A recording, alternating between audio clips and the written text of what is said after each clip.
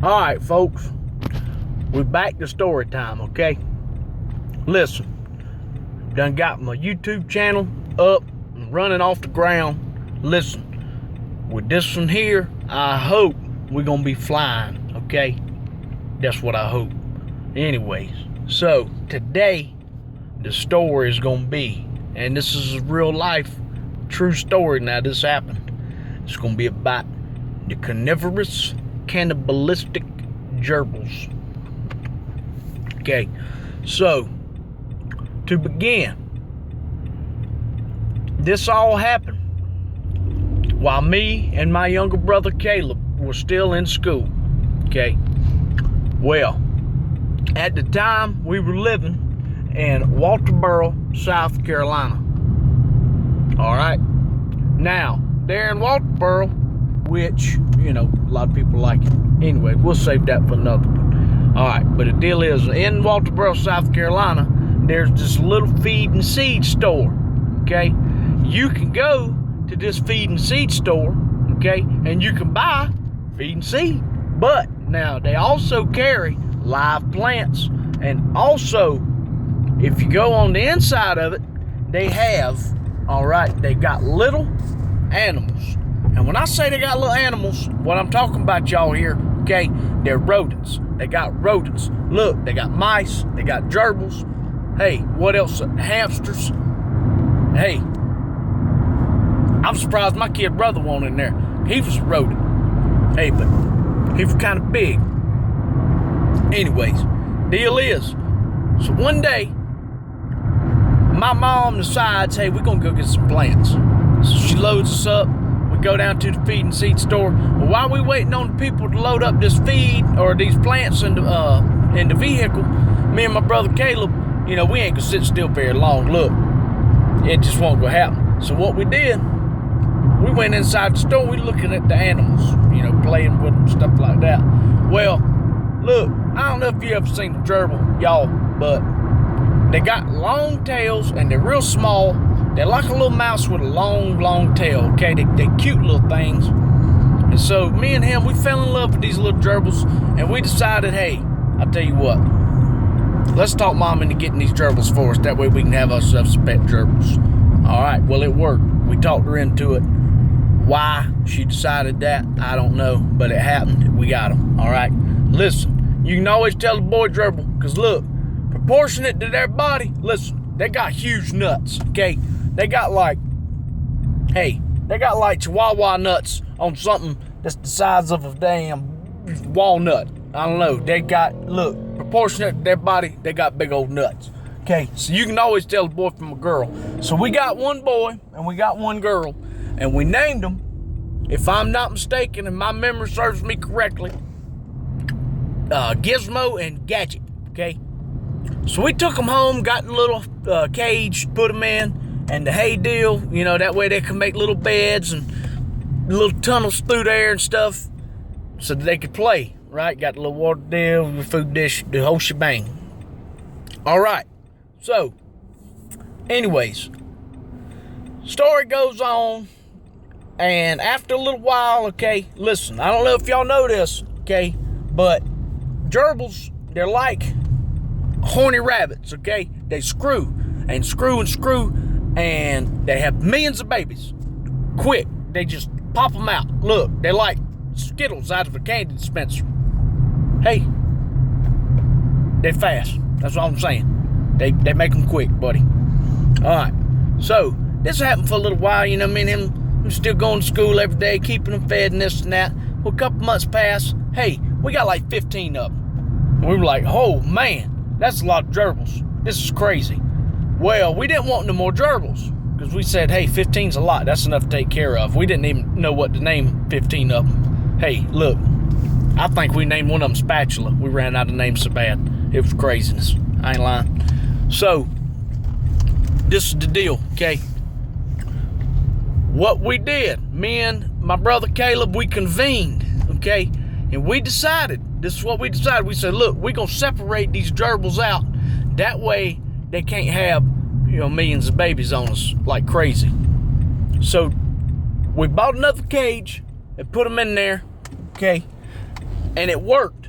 They stopped having babies. Okay? Simple. Wanting the males and females together. They can't screw. Can't make babies. Okay? So, after that happened for a little bit. Alright. Then we decided one day, hey, we're going to put these gerbils back together. So that's what we did.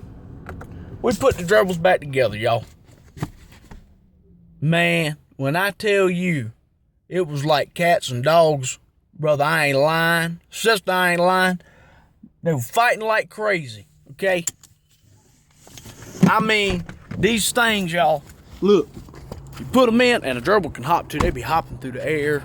They be doing all kind of crazy stuff. They were acting wild.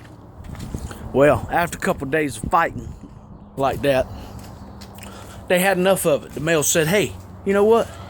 There's females in here. Why can't we all just get along? There's enough to go around. Everybody has a wife. Everybody's good to go. And that's what happened. So, hey, baby. This is the deal. They end up having a couple more babies. And out of that next litter, all right, there was a white albino gerbil. When I say this thing's crazy looking, I ain't lying. It looked like the devil climbed up in there and made babies of one of them, because it had red eyes and it was all white and it was funky. Okay, I ain't lying. It was crazy. So, anyways, a little bit more time passes. This is the deal, y'all. Me and him, just like any two kids, okay? We got tired of these gerbils. We got tired of feeding them. Got tired of cleaning their little water bottle and switching it back and forth. You know, it don't take 20 gerbils long to eat up all the food you give them. Don't take 20 gerbils long to drink up all the water you give them. And we got tired of it. Okay? I wanted him to do it. He wanted me to do it. Listen, y'all. It didn't get done. Okay? So, unfortunately, some time passed with this happening. And one day, I get up, and I'm walking by the cage, and I happen to look in there at all these little gerbils. And I see one of them with his little head down in the hay. And I'm thinking, oh, that's cute. You know, this little gerbil's digging around. He making himself a little dent. Well, y'all, that wasn't the case. So, a couple more days pass, yada, yada, yada. This gerbil still in there digging in this same hole. I'm thinking, man, this cat's trying to dig vagina in this cage. It ain't gonna work. What's he thinking? Well, I get with Caleb again. We reconvened. I said, Caleb, something ain't right with this gerbil, okay? Something ain't right with him. All right. So what I said, I told him, I said, this gerbil been digging in the same hole for a week and a half, and he ain't moved deeper, not even one bit. That ain't right. They good at digging in hay. That's what they do. They love it. They good at it. They hay diggers. Simple. Anyways, so me and him go in there, right? I reach my little hand down into the cage like so. Grab the little gerbil by the end of his little tail, and I lift up. And as I lift him, the only thing that comes out of the hay are his hind legs and his tail. And it took me a moment, y'all, okay, to realize what I was looking at. And for a moment, I was shocked and traumatized by what I was looking at. And then it dawned upon me that this little gerbil had been eaten. And I dropped him. Alright. And I looked at Caleb with fear in my eyes, and I said, buddy, hey. Slam the cage shut. We getting out of here for a minute. Look, we got out of there. Okay. We convened again right outside the door. And I told him, I said, Caleb, listen, we can't keep these gerbils, man. They in there hungry. Look, they're eating each other. And you know, if they'll eat each other, they'll damn sure eat us. We got to get rid of them. So that's what we did. So me and him loaded up on our battle gear. Look, we put on gloves. I reached up in there. And when we went in there to get them, at first we was going to pull them out one by one and release them into the wild. Well, that didn't happen. Because when we got back in there and started to reach down into that cage, that white one come out. And he sat up in that corner. And the look in his eyes, buddy, was chilling to the bone. And it was scary. And I wasn't going to put my hand in there with him. And Caleb wasn't going to put his hand in there with him. So instead, what we decided to do was to take the entire cage, chock full of these carnivorous, self-eating, people-eating gerbils, and release them outside upon the whole world. So we goes outside and we release them, and we drop the cage, and they skitter off. Where they went, hey, I don't know. I couldn't tell you. But I will tell you this. We released them in Walterboro, South Carolina. And if that's where you live, you be careful, okay? I'm serious. You watch out. If you see a gerbil come across your path, buddy, you better take a step back.